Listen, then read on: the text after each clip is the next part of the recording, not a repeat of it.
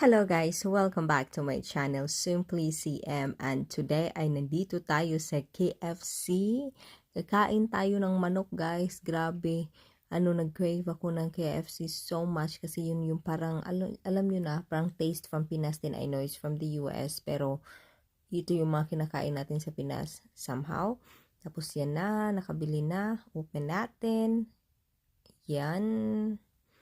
Super crispy looking chicken. Pero ang guys, ang sa baba niya, yung other chickens, medyo sagi na siya. Yan, kain na. Sarap.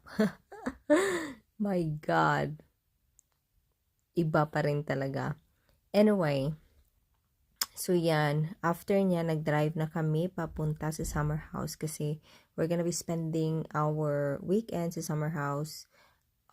Birthday ng friend ni Martin.